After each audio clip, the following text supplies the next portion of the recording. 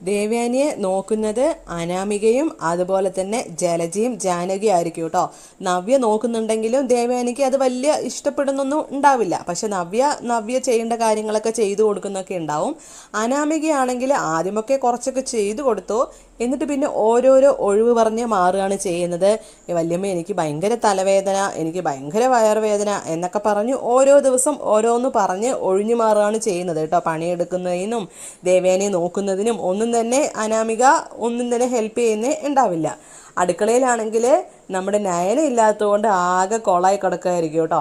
അവിടെ ജലജയ്ക്കും ജാനകിക്കും പണി എടുത്ത് ആകെ മതിയാവാണ് ചെയ്യുന്നത്. ജലജയാണെങ്കിൽ ഇങ്ങനെ മനസ്സിൽ വിചാരിക്കുകയാണ് കേട്ടോ, ഹോ ആ നയന ഇവിടെ ഉണ്ടായിരുന്നെങ്കിൽ ഇത്രയും പണി എനിക്ക് എടുക്കേണ്ടി വരില്ലായിരുന്നു. ഇനിയിപ്പോൾ അവൾ വരുന്നതായിരുന്നു നല്ലത്. അവളാണെങ്കിൽ രാവും പകലും വല്ല വേലക്കാരിയെ പോലെ പണിയെടുത്തേനെ. ഇതിപ്പോൾ വല്ലാത്ത കഷ്ടമായി, എൻ്റെ സ്കിന്നിൻ്റെ കളറൊക്കെ ആകെ ഡിമ്മായി, എനിക്ക് വയ്യ ഇങ്ങനെ പണിയെടുക്കാൻ എന്നൊക്കെ ഇങ്ങനെ ജലജ ഇങ്ങനെ പറയുകയാണ് ചെയ്യുന്നത് കേട്ടോ. ജാനകിയാണെങ്കിൽ അത്യാവശ്യം പണിയൊക്കെ ചെയ്യുന്നുണ്ട്, പക്ഷെ ജാനകിക്കും മടുക്കുകയാണ് ചെയ്യുന്നത് കേട്ടോ. അനാമികയാണെങ്കിൽ അടുക്കളേൻ്റെ വശത്ത് പോലും കയറില്ല. ഓരോരോ കാരണങ്ങൾ പറഞ്ഞ് റൂമിൽ തന്നെ ഇരിപ്പായിരിക്കും, കിടക്കലും ഇരിക്കലും ഒക്കെ ആയിരിക്കും കേട്ടോ. ആ ഭാഗത്തേക്ക് അടുക്കുന്നേ ഉണ്ടാവില്ല. അതേസമയം നമ്മുടെ ജാനകി ദേവയാനിയെ നല്ലപോലെ സംരക്ഷിക്കുന്നൊക്കെ ഉണ്ട് കേട്ടോ. അതുപോലെ എല്ലാ കാര്യങ്ങളും എടുത്തു കൊടുക്കാനൊക്കെ നിൽക്കുന്നുണ്ടാവും. അനാമികയാണെങ്കിൽ ഇടയ്ക്ക് പോയി എന്താണ് വല്യമ്മ വേണ്ടതെന്നൊക്കെ ചോദിക്കുന്നുണ്ട് കേട്ടോ. അപ്പോൾ ദേവയാനി ഒന്നും വേണ്ട മോളെ എന്നൊക്കെ ഇങ്ങനെ പറയുകയാണ് ചെയ്യുന്നത്. ശേഷം അങ്ങനെ ഓരോ ദിവസങ്ങൾ കഴിഞ്ഞു പോവുകയാണ് ചെയ്യുന്നത്. അങ്ങനെ അത്യാവശ്യം ദേവയാനി നടന്നു വരാനൊക്കെ തുടങ്ങുകയാണ് കേട്ടോ, നടക്കാനൊക്കെ തുടങ്ങുകയാണ് ചെയ്യുന്നത്. അങ്ങനെ ഒരു ദിവസം ദേവയാനി ഇങ്ങനെ നടന്നു വരുമ്പോഴായിരിക്കും നവ്യ ഫോണിൽ സംസാരിക്കുന്നത് ഇങ്ങനെ കേൾക്കുന്നത് കേട്ടോ. നവ്യ ആണെങ്കിൽ നമ്മുടെ നയനടുത്തായിരിക്കും സംസാരിക്കുന്നത്. എങ്ങനെയുണ്ട് ഇപ്പം നിനക്ക്, നീ ഓക്കെ ആയോ എന്നൊക്കെ ഇങ്ങനെ ചോദിക്കുകയാണ് ചെയ്യുന്നത് കേട്ടോ. അപ്പോൾ നയനയാണെങ്കിലും പറയുന്നുണ്ട്, ഇപ്പം എനിക്ക് കുഴപ്പമില്ല ചേച്ചി, പഴയ പോലെ ഒന്നല്ല, ഇപ്പോൾ ഓക്കെ ആയി വരുന്നുണ്ട്, വലിയ കുഴപ്പമൊന്നുമില്ല. ആദർശേട്ടന് ഇപ്പോൾ വന്ന് പോയിട്ടേ ഉണ്ടായിരുന്നുള്ളൂ. ആദർശേട്ടനാണെങ്കിലും എന്നെ നല്ലപോലെ കെയർ ചെയ്യുന്നുണ്ട്, എനിക്ക് നല്ല സന്തോഷമാണ് ഇപ്പോൾ ചേച്ചി എന്നൊക്കെ ഇങ്ങനെ പറയാണ് കേട്ടോ. അപ്പോൾ നവ്യാണെങ്കിലും പറയുന്നുണ്ട്, നീ ഇവിടെ ഇല്ലാത്തതിൻ്റെ വളരെയധികം ബുദ്ധിമുട്ട് എല്ലാവരും ഇപ്പോൾ മനസ്സിലാക്കി തുടങ്ങിയിട്ടുണ്ട്. അവളന്ന് പാലിൽ എനിക്ക് വെച്ച പണിയായിരുന്നല്ലോ ദേവയാനി വല്യമ്മയ്ക്ക് കുടിക്കേണ്ടി വന്നത്. അതുകൊണ്ട് എൻ്റെ കുഞ്ഞ് അതുകൊണ്ടല്ലേ രക്ഷപ്പെട്ടത്. പക്ഷെ ഇതൊന്നും അവരെ അറിയുന്നില്ലല്ലോ എന്നൊക്കെ ഇങ്ങനെ പറയാണ് കേട്ടോ. അപ്പോൾ ഈ കാര്യങ്ങളൊക്കെ ദേവയാനി കേൾക്കുകയാണ് ചെയ്യുന്നത് കേട്ടോ. അപ്പോൾ ദേവയാനിക്ക് ആകെ ഷോക്കാവുകയാണ് ചെയ്യുന്നത്. ഇത്രയും നാൾ നയനയെ കുറ്റം പറഞ്ഞുകൊണ്ടായിരുന്നല്ലോ നമ്മുടെ ദേവയാനി നിന്നിട്ടുണ്ടായിരുന്നത്. അതുപോലെ തന്നെ നവ്യാണെങ്കിൽ വീണ്ടും പറയാണ് കേട്ടോ, ഞാൻ അന്നത്തെ പിന്നെ ആ അടുക്കള ചുറ്റിപ്പറ്റി തന്നെയാണ് നിൽക്കാറ്, എന്തെങ്കിലും അവൾ ചേർക്കുന്നുണ്ടോ എന്നൊക്കെ അറിയാൻ വേണ്ടിയിട്ട്. അവളെ എനിക്ക് ഒരു വിശ്വാസമില്ല എന്നൊക്കെ ഇങ്ങനെ പറയുകയാണ് ചെയ്യുന്നത് കേട്ടോ.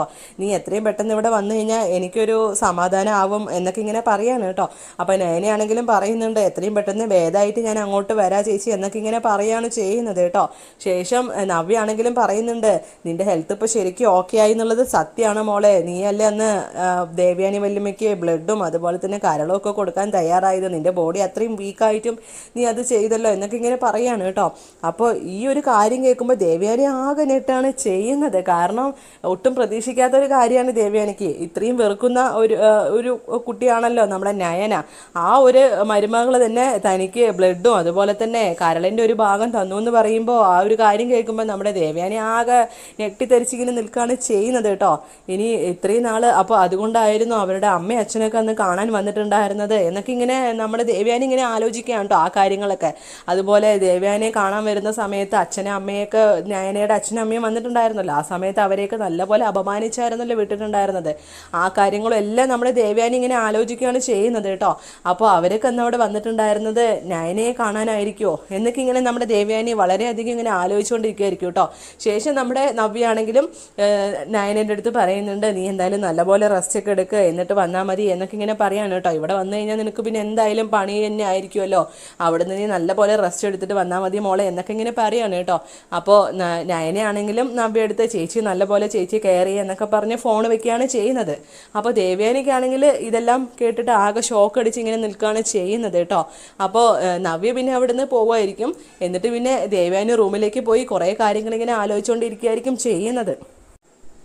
അടുക്കളയിൽ നിന്ന് ഇറങ്ങാൻ അവർക്ക് നേരമേ ഇല്ല, എപ്പോഴും പണിയാണ്. നീ ഇവിടെ ഉണ്ടായിരുന്നപ്പോൾ അവർക്ക് ആർക്കും ഒരു വില ഉണ്ടായിരുന്നല്ലോ, അവർ അനുഭവിക്കട്ടെ, അവർക്ക് അങ്ങനെ തന്നെ വേണം എന്നൊക്കെ ഇങ്ങനെ നയനേൻ്റെ അടുത്ത് പറയാണ് കേട്ടോ. അപ്പം നയനയാണെങ്കിലും പറയുന്നുണ്ട്, ചേച്ചി അങ്ങനെ ഒന്നും പറയണ്ട, ചേച്ചി പറ്റുന്നത് പോലെയൊക്കെ ഒന്ന് സഹായിച്ചു കൊടുക്കുക, അതുപോലെ ചേച്ചി ഒരു കാര്യം പ്രത്യേകം ശ്രദ്ധിക്കണം, അനാമിക തരുന്ന ഭക്ഷണമൊന്നും കഴിച്ചേക്കരുത് എന്നൊക്കെ ഇങ്ങനെ പറയാണ് കേട്ടോ.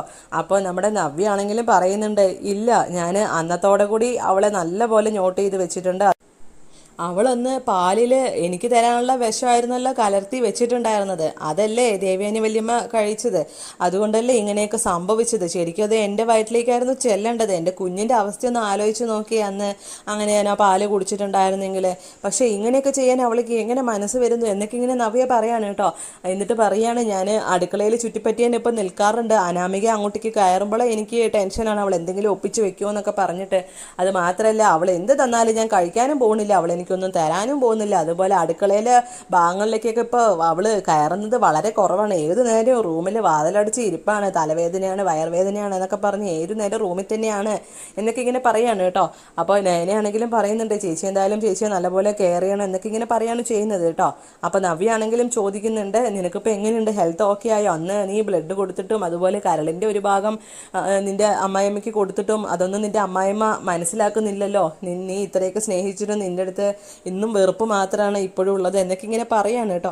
അപ്പോൾ ഈ ഒരു കാര്യം കേൾക്കുമ്പോൾ നമ്മുടെ ദേവയാനി ആകെ ഒന്ന് അന്തം വിടുകയാണ് ചെയ്യുന്നത് കേട്ടോ. കാരണം ഇങ്ങനൊരു സംഭവമാണ് തൻ്റെ മരുമകൾ തനിക്ക് വേണ്ടി ചെയ്തതെന്ന് ആ സമയമായിരിക്കും നമ്മുടെ ദേവയാനി അറിയുന്നത് കേട്ടോ. അപ്പോൾ ദേവയാനിക്ക് ഇതറിയുമ്പോൾ ആകെ ഒന്ന് ഷോക്കാവാണ് ചെയ്യുന്നത്. താൻ ഇത്രയും വെറുക്കുന്ന ആ ഒരു മരുമകൾ തന്നെ തൻ്റെ ജീവൻ രക്ഷിക്കാൻ വേണ്ടിയിട്ട് ബ്ലഡും കരളിൻ്റെ ഒരു ഭാഗമൊക്കെ തരാമെന്ന് പറയുമ്പോൾ എന്നൊക്കെ പറഞ്ഞെങ്കിൽ വളരെ അന്തം വിട്ടിങ്ങനെ നിൽക്കുകയാണ് കേട്ടോ. എന്നിട്ട് ആ ഹോസ്പിറ്റലിലെ കാര്യങ്ങളൊക്കെ ഇങ്ങനെ ആലോചിക്കുകയാണ് ചെയ്യുന്നത്. നയനയുടെ അച്ഛനും അമ്മയൊക്കെ കാണാൻ വന്നിട്ടുണ്ടായിരുന്നല്ലോ സർജറിയുടെ സമയത്ത്. അപ്പോൾ അന്ന് അവരവിടെ വന്നിട്ടുണ്ടായിരുന്നത് നയനയെ നോക്കാൻ വേണ്ടിയിട്ടായിരിക്കും. അപ്പോൾ ആ സമയം നയന സർജറിക്ക് വേണ്ടി കിടന്നത് കൊണ്ടായിരിക്കും അവർ അന്ന് അങ്ങനെ വന്നത്. നന്ദുവും വന്നിട്ടുണ്ടായിരുന്നല്ലോ, എന്നിട്ട് അനാമിക പ്രശ്നമൊക്കെ ഉണ്ടാക്കിയതല്ലേ. അപ്പോൾ നന്ദുവും വന്നിട്ടുണ്ടാവുക ആ ഒരു കാര്യത്തിന് വേണ്ടിയിട്ടായിരിക്കും ഈശ്വര എന്നൊക്കെ ഇങ്ങനെ ആകെ സങ്കടപ്പെട്ടിങ്ങനെ നമ്മുടെ ദേവയാനി നിൽക്കുമായിരിക്കും കേട്ടോ. ശേഷം നവ്യ ആണെങ്കിൽ നയനയുടെ അടുത്ത് പറയുകയാണെങ്കിൽ നല്ലപോലെ നിൻ്റെ ഹെൽത്തൊക്കെ നല്ലപോലെ നോക്ക്, ഇങ്ങോട്ട് വന്നു കഴിഞ്ഞാൽ നിനക്ക് പണി ഒഴിഞ്ഞാൽ നേരം ഉണ്ടാവില്ല, ഇത്രയും വലിയൊരു കാര്യം ചെയ്തതല്ലേ നീ, അതും നിൻ്റെ ബോഡി വീക്കായിട്ടും, അതുകൊണ്ട് നിനക്ക് അത്രയും റെസ്റ്റൊക്കെ ആവശ്യമാണ് എന്നൊക്കെ ഇങ്ങനെ പറയാണ് കേട്ടോ. അപ്പോൾ നയനയാണെങ്കിലും പറയുന്നുണ്ട്, ഞാൻ നോക്കിക്കോളാം ചേച്ചിയാണെങ്കിലും ചേച്ചിയുടെ ഹെൽത്ത് നല്ലപോലെ നോക്കണം, വയറ്റിലൊരു കുഞ്ഞുള്ളതല്ലേ, നല്ലപോലെ ഭക്ഷണമൊക്കെ കഴിക്കണം, ഞാനവിടെ ഇല്ലാത്തതാണ്, ചേച്ചിയുടെ കാര്യം നല്ലപോലെ ശ്രദ്ധിക്കണം എന്നൊക്കെ ഇങ്ങനെ പറയാണ് കേട്ടോ.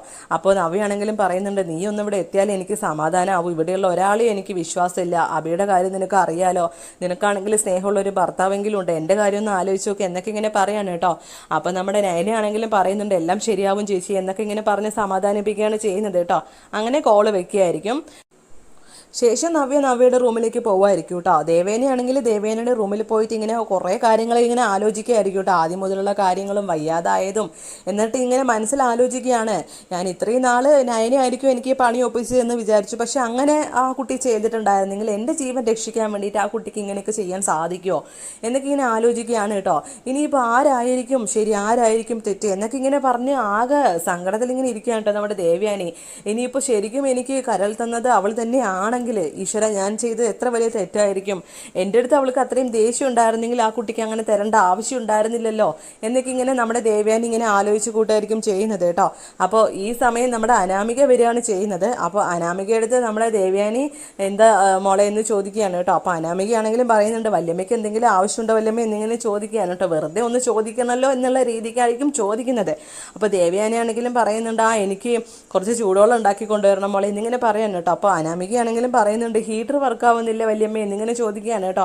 അപ്പോൾ ഇല്ല ഇത് കേടായി എന്നിങ്ങനെ പറയാണ് കേട്ടോ. അപ്പോൾ അനാമിക പറയുന്നുണ്ട്, ഞാൻ കൊണ്ടുത്തരാ വല്യമ്മ എന്നിങ്ങനെ പറയാണ് കേട്ടോ. അത് മാത്രമല്ല എനിക്ക് കുറച്ച് ഫ്രൂട്ട്സും കാര്യങ്ങളൊക്കെ കൊണ്ടുത്തരണം എന്നൊക്കെ ഇങ്ങനെ പറയാണ് കേട്ടോ.